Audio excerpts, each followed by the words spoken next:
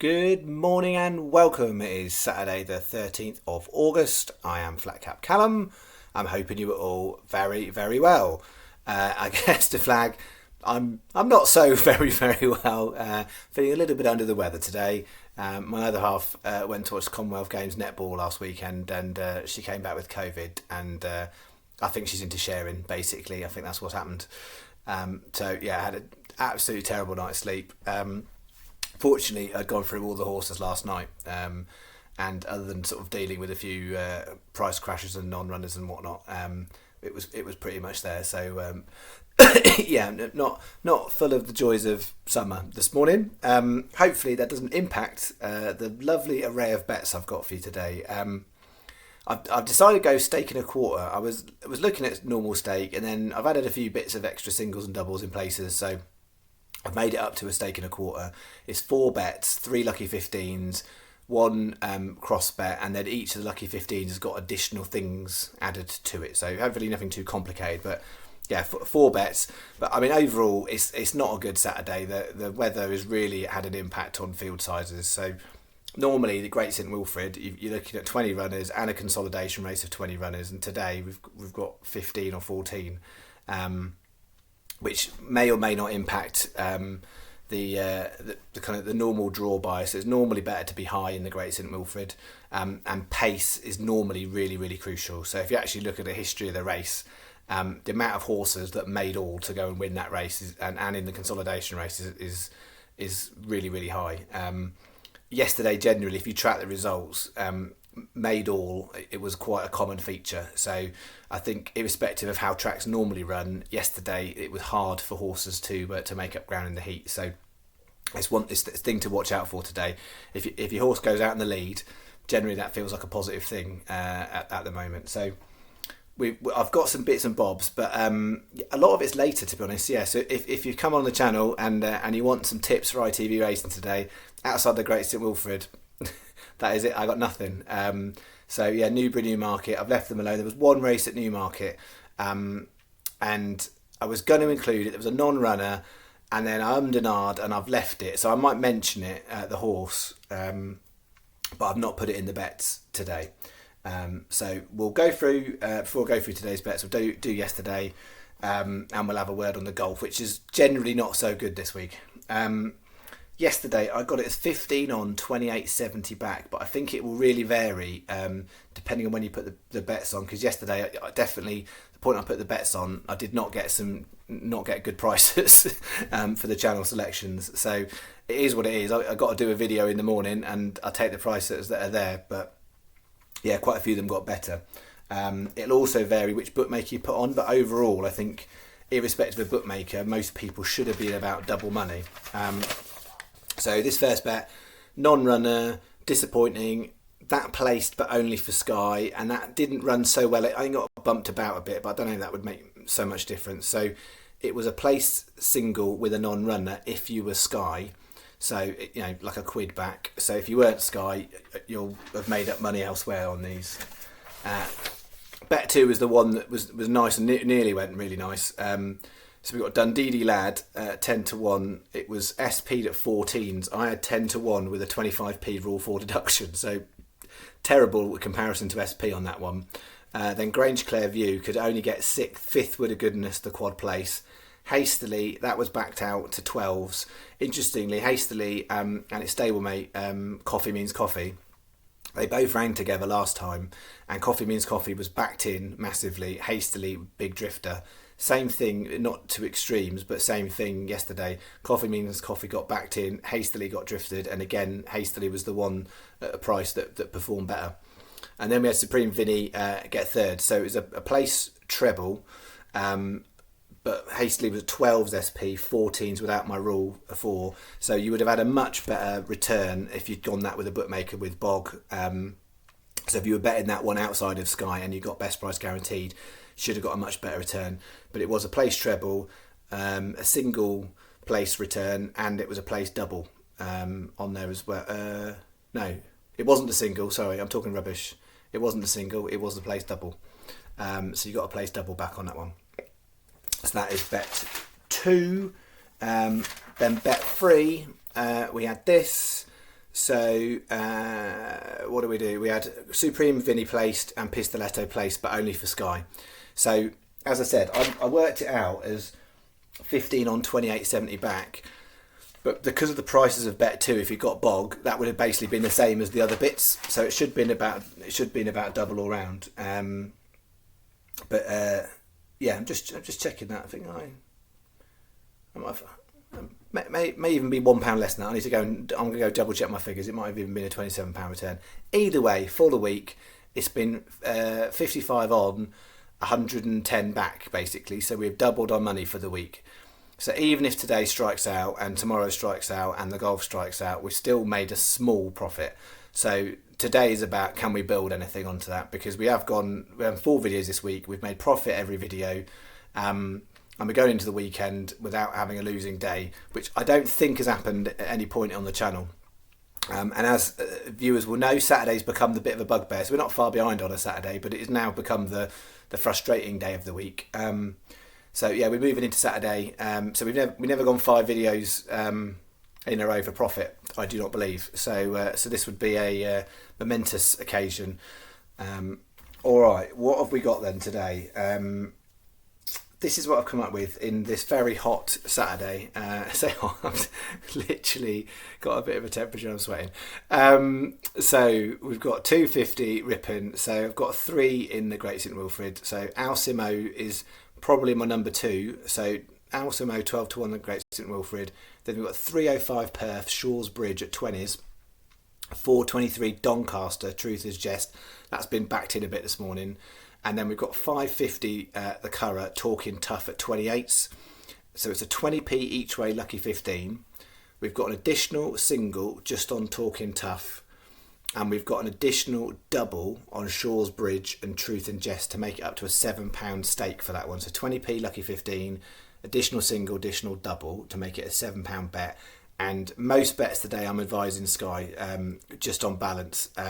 There's not much in it because some of these the 2 big Curragh handicaps you can get 6 on Bet365, and on the Great St Wilfrid it's 5 on Bet365 in the standard market. But they're doing what they did at Lingfield on Thursday night, where you can choose to take a lower odds and have 6th place market on Bet365.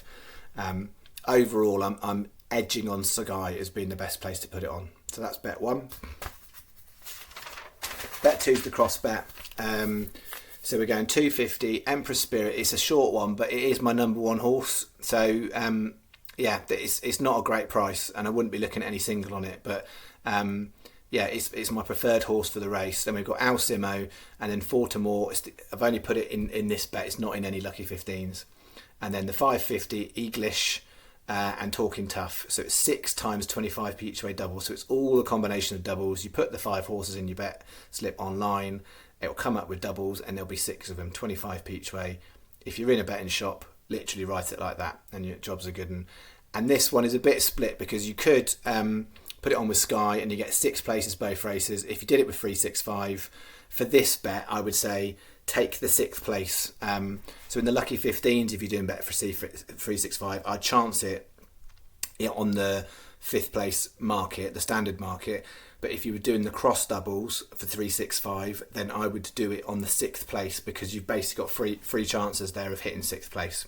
So I would take the slight hit on the reduced odds. So that's bet 2. And then bet 3, probably this is like my main bet, I would say. Although it's a standard lucky 15 price. 250 Ripon, Emperor Spirit. Then we've got the 515 Curragh. I've only gone for 1 in that one. It's another 6 place race here at dawn, 20 to 1. I like that, and it's drifted a little bit this morning, which I'm happy about. 550 then Curragh, Eaglish 10s, and then my rogie to put in into the main bet is Strong Team at Market Rasen in the 610. That's what we've gone, 25 to 1. So I've done this one. It's 20p each way lucky 15. We've got then on here at dawn and Strong Team 35p each way singles and a 30p each way double. So the extras are both on those two, if that makes sense. So those two here at dawn and Strong Team, both additional singles and then the combined double, and that makes it an £8 bet for bet 3. And then finally, bet 4 has sort of become a little bit tradition. I've got a later on the evening bet. So if the day's gone bad, I mean, say the bet day is mostly late afternoon anyway. I've got a separate evening bet, and I'm advising Sky. And if you haven't got Sky, Coral's next best. 7 o'clock Tremor, Global Expert 11s. 7:20 Wolverhampton, Palifico 33. It's a bit of a risky one, but it's a nice price. Then the 8:10 Market Rasen, Charlie Brun, which we took last time, 17-2. That's been backed in.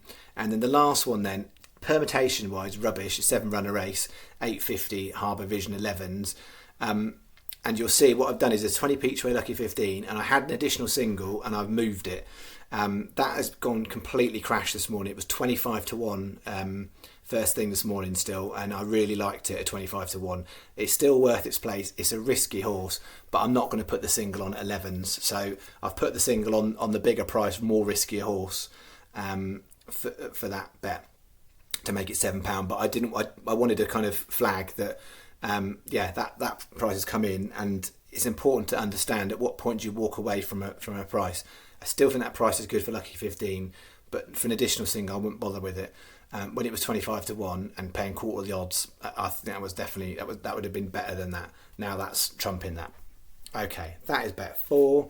And then the other one I was just going to mention, and this is probably one I think for side market bets, whether that's sort of bet 365 or not. In the 245 at Newmarket, I quite liked Silk's Graphite.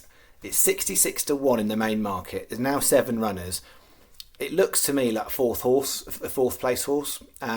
So if you can do 365 and do it paying 4 places, last time I looked, it was about 24-1, quarter of the odds. So you're going to get 6-1 as quarter plus your stake back. So I think it might be worth a little go in that kind of a bet. I'm in an R in. If it was standard terms in 3 places, I'd have taken a chance and had it in because it was 100s last night. But there's 7 runners now, and yeah, I think it's 4th best, but it definitely could look like it improves. So yeah, I've left it out the main channel bet, but I wanted to mention it. And those of you like a side bet and bet is 365, I think that's worth a go in paying 4 places. So 24-1, or anything more than 20s, I think might be worth a little go on that. Okay, that is that. And then as far as the golf goes, we had a lot of players miss the cut. So in the Lucky 15, all we're down to is Farbring to be top Swedish. He's in the mix, but it's not either way. It's not going to give us a great return. So then we're into the main market, and the only one we've got left in Hander is Dan Torp, and he's not had a good start today to make up some ground. He's about 5 shots away from the places, so he needs to really improve the last 12 holes. And in the FedEx, Reevy didn't do so well, but just made the cut. And then Zalatoris had a cracker. He hit 63 and is now a couple away from the places. But it doesn't mean anything unless we can get Dan Torp in there too. So it's looking like a low or no return on the golf this week. But miracles do happen. All right. I think that was me. So I'll be back tomorrow, hopefully might be a little bit more chipper. We'll see, because it's been a really nice week on the horses. We've had double price winners every day this week, which is always the case, and we've won every day. We obviously didn't do video one day, so it's been a really nice week.